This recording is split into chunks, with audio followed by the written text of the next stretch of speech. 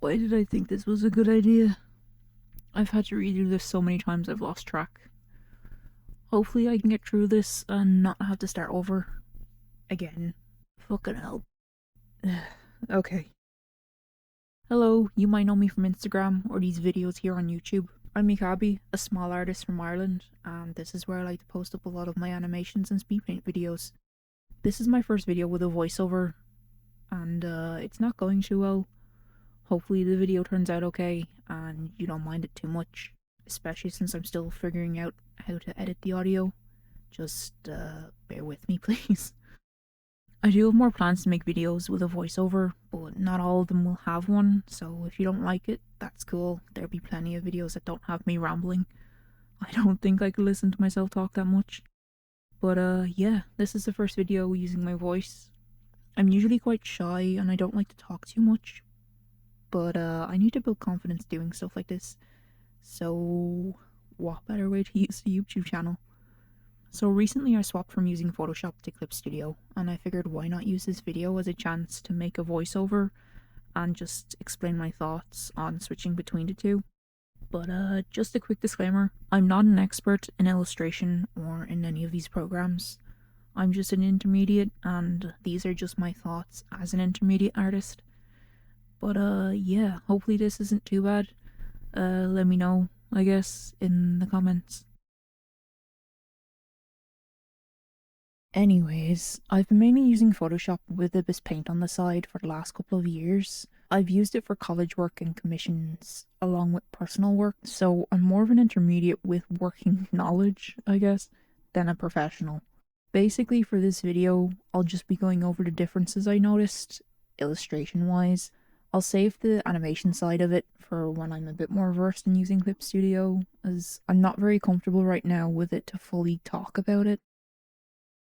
I started off with what I normally do when I want to learn a new program. I just opened it up and started pressing buttons. I find I'm more of a practical learner, so reading guides and watching videos doesn't really help me too much. I'd rather just go in and start clicking everything, see what works and what doesn't, basically. I did a few little sketches and a small colour test just to see the effects and how the blending modes look compared to programs like Photoshop and Ibis Paint. I've noticed that in some art programs the blending modes will differ between each program in how strong and intense they are and the effect that they have on the layers beneath. Basically, anytime I get a new program, or even when I'm using traditional mediums like pens and pencils, I will do what I like to call a scribble test. It's the fastest way to see what works and what doesn't work for you. So when I had that little scribble test out of the way, I moved on to doing a proper illustration. It was interesting, to say the least. Because I'm so used to Photoshop, what I did was move around a lot of the UI to match my setup in Photoshop, which was kind of important since I was clicking stuff, kind of forgetting that I was using Clip Studio and not Photoshop. I would click the wrong buttons and end up messing up, but it went alright. I chose to do Sonic because I find that when I'm testing out new art stuff, I gravitate towards drawing characters that I'm comfortable with, or that I've drawn for a very long time. Sonic is a character that I've drawn a lot over the years. He's kind of a comfort character for me, so yeah. Also, Sonic Racing Crossworlds was coming out when I did this, so that was another reason. Usually I draw Sonic or Shadow, although recently I've been more inclined to draw Dusk, which, if you've seen my Instagram, you know who Dusk is. They're my FNAF OC, and I feel comfortable drawing them. I also designed them with long rubber hose limbs, so they're really fun to draw. I treated this illustration test basically the same way I would treat it if I was doing it in Photoshop. I started with a rough sketch, then moved on to a more refined one, and then my line art and my base, and the rendering with the background in between. It can get kind of confusing to explain my art process, especially because I jump around a lot, so yeah. I'll probably make a video for that at a later date. Like I mentioned before, when I opened Clip Studio, I moved around a lot of the UI, so it was more familiar, and I was less likely to make mistakes pressing the wrong brushes, which is something that I noticed are a good bit different compared to Photoshop. Now, I had a lot of Photoshop brush files already saved, so basically I just moved them over into Clip Studio, although I did find that it's a lot harder to control and edit them compared to using them in Photoshop. Although this could be because they are Photoshop file brushes and not the Clip Studio file brushes. But they worked, so I'm not too pressed about it. So long as the pressure sensitivity works, I really don't care. I also noticed that Clip Studio has two brush modes, and the eraser, which kind of confused me at first. I would accidentally switch between the two, so I ended up having to move a lot of my Photoshop brushes into one of them and then change the keybind on my tablet. I also had to change it on the keyboard as well to what I'm familiar with. That kind of solved the issue, so it wasn't a big deal. Although one thing I do find annoying is that I can't search for brushes. I'm not sure if there's a feature to do so, but I couldn't find it, so I was getting very annoyed trying to find certain brushes that I ended up having to go back into Photoshop and making a personal brush pack with the brushes I mainly use because I couldn't search for them. Not that I remember their names in the first place. Another thing about the brushes was that the eraser was really different from what I'm used to. Usually a lot of my Photoshop brushes, I can use them as an eraser, but with this I found I couldn't. I don't know if there's a setting to fix it, but I just left it and just kind of went with the base Clip Studio eraser brushes. It got me through the illustration, so I'm not too pressed about it. I'll get used to it, and at some point I'll probably even forget that it was even a thing, so it's not too bad. My biggest issue with changing from Photoshop to Clip Studio was that I tend to use a lot of effects and filters at the end stage, and I found that I didn't have that option with Clip Studio for the stuff that I would normally do in Photoshop. One feature that I really like in Photoshop is the trace contour filter. I don't know the technical stuff behind it, but basically trace contour is those thin little pixely looking lines that you can see in some of my art. That gives it like a glitchy effect. I tried replicating it in Clip Studio, but it didn't have the same effect. And that's why you should always do a scribble test when using new art programs, or just any mediums in general. I sort of managed to mimic the trace contour in the scribble test, but I found when it came to the actual illustration, it didn't look right, and the effect didn't work on top of the illustration. So whatever way the color system works, I don't know, but it's different and I can't do it, so I just left it. Since Photoshop is primarily a photo editing software, not really a drawing software as much as people use it for that, myself included, that's why there's so many effects filters and stuff like that. And although I do find the quick filters are handy in Clip Studio, I doubt I'll be using them much. But the switch has kind of forced me to find alternative methods to do certain things compared to Photoshop, which I don't mind too much. It makes me use the program more and be less reliant on those filters and effects layers to make my art look nice.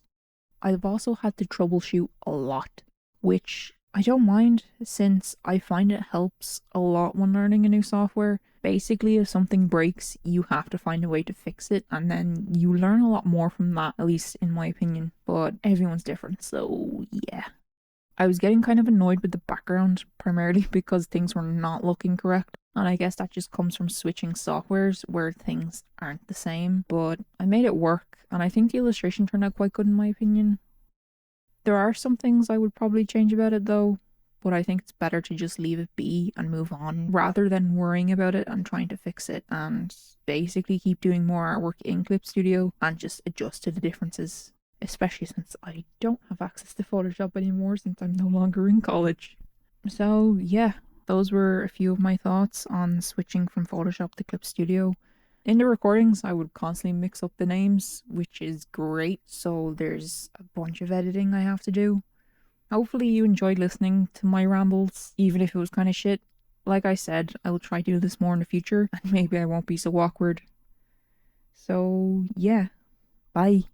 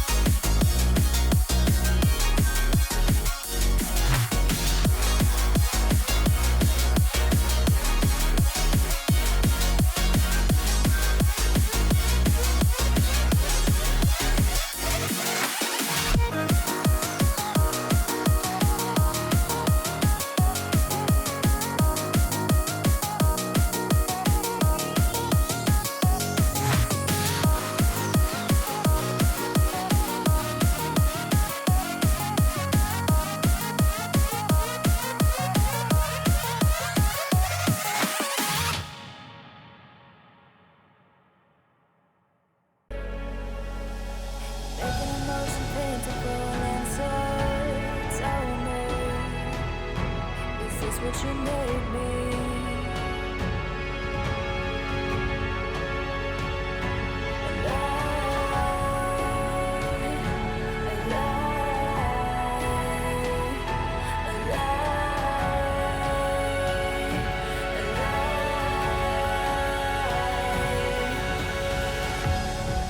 I'm the stone that meets the moon. I'm the sun that will not more. Do you think you are? Who do you think you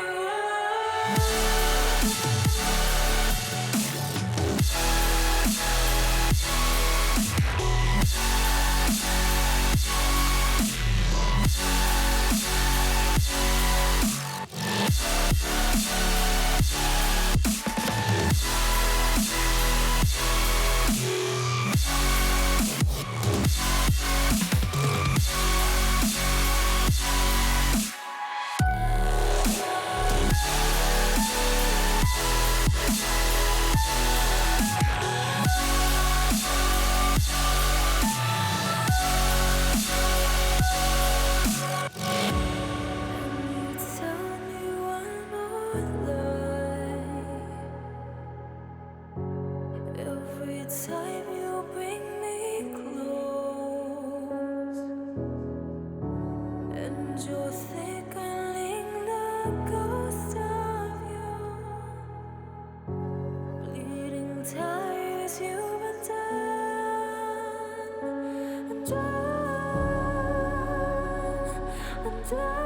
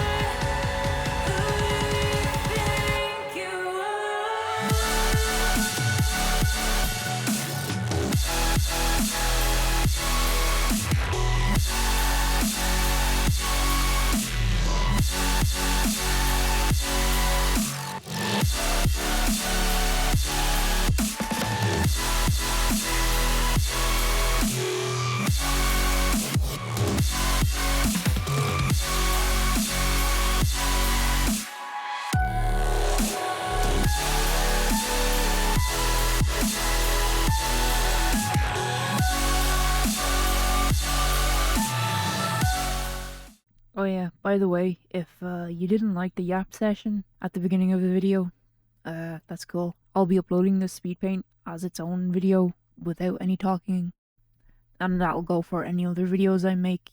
Any speed paint video I do in the future that has a voiceover will have another version uploaded without the voiceover, so if you just wanted to watch the speed paint and not hear me ramble, you'll have that option.